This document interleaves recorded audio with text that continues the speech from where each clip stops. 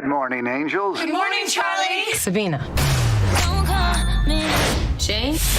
Don't call me. Elena. Don't call me. We have a situation in Hamburg. Time to go to work.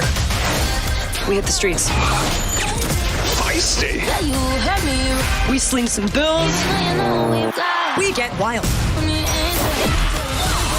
How'd that feel? That felt nice. We in it together.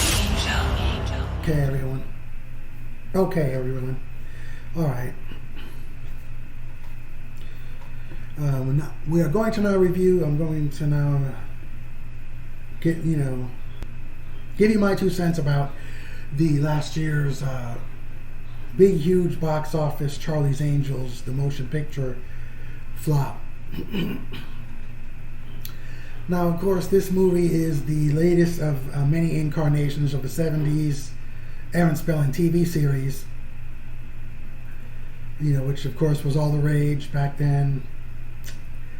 Kind of helped catapult Farrah Fawcett and some other starlets to superstardom. So what we have here, of course, the movies, especially, all the big screen movies, they're kind of on a bigger scale. There was the 2 Drew Barrymore movies in the around the millennium. And incidentally, I thought the second one, Charlie's Angels Full Throttle, had one of my all-time favorite sequel subtitles, Full Throttle. So here, it's interesting because this one kind of, at least suggestively, connects all the previous Charlie's Angels all the way back to the TV show, and I thought that was pretty cool. Also, when I saw the previews, I thought Elizabeth Banks and Kristen Stewart, that'll be a good vehicle for them, and it should have been. I mean, some people told me they didn't think so, but and of course, all 3 Charlie's Angels are attractive.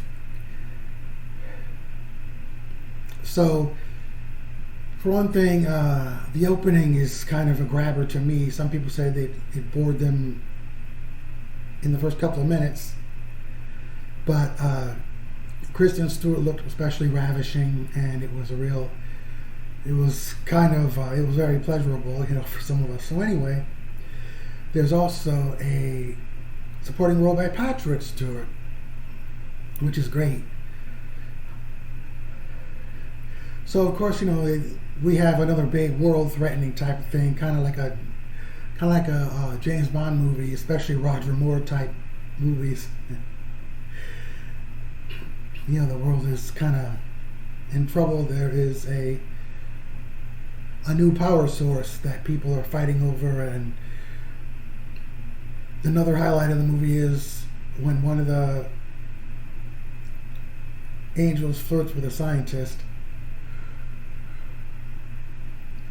So she did a good job there. Now, Elizabeth Banks wrote and directed it. I believe she might have co-produced it too. And it's too bad it flopped. It's nothing great. It's only maybe a notch or 2 below the Drew Barrymore Charlie's Angels movies. And those are kind of on a big scale too. The opening was a lot of fun, and of course it was deliberately implausible. Even those movies had a kind of cartoonish moments, and this movie is almost like that, but not exactly. But of course, kind of like Miami Vice, Charlie's Angels, it combines crime with fashion nicely. One scene where they go and try on a lot of fashions is kind of like, it's almost like a female empowered Kingsman movie. Of course, this movie is almost a slice of life by comparison to Kingsman, and not nearly as violent or anything.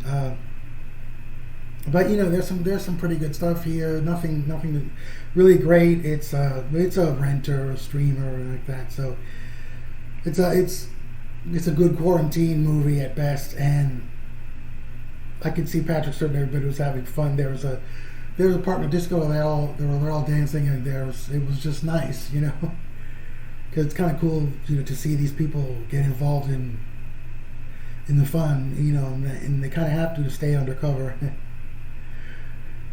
So of course, there's not, it isn't all about plausibility or seriousness or anything like that. They're trying to solve the world's real problems. They're trying to solve, a Hollywood problem that threatens the world. And of course, I've always been kind of a sucker of those kind of movies. And yet, conversely, just for variety, I like the ones that are a little bit on a smaller scale. But it's understandable, they're trying hard to make money. And they didn't. I heard it was only out in the cinemas for a couple of weeks when it came out last holiday season or shortly before, and it was only out for maybe a couple of weeks. I was going to see it, but next thing you know, it was gone. But, it deserves a chance. Just don't expect too much. Cute women, fashions, and the action sequences. It's really a generic but not horrible action movie. That's the thing. It doesn't stand head over heels over most action movies. It's just just another reasonably fun movie that probably got a lot of barbs over female empowerment. But no matter how many people complain about that and cry and moan, what's Charlie's Angels about? Yeah, and so. Also, like with Full Throttle, I believe it was one of the two last ones, maybe both. But Full Throttle, for sure, there is a cameo appearance by a Charlie's Angels 70s TV alumnus that was in at least one of the original ones, just in a sort of a cameo appearance. And if I remember right, those movies were a little faster moving. Granted, this new one's kind of fast moving, but I would say that they did a good job.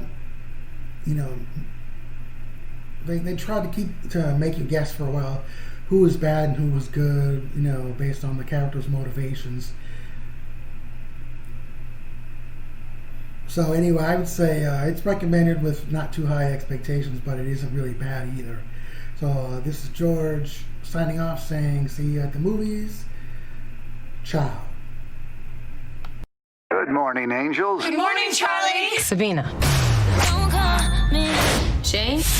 Don't call me. Elena. Don't call me.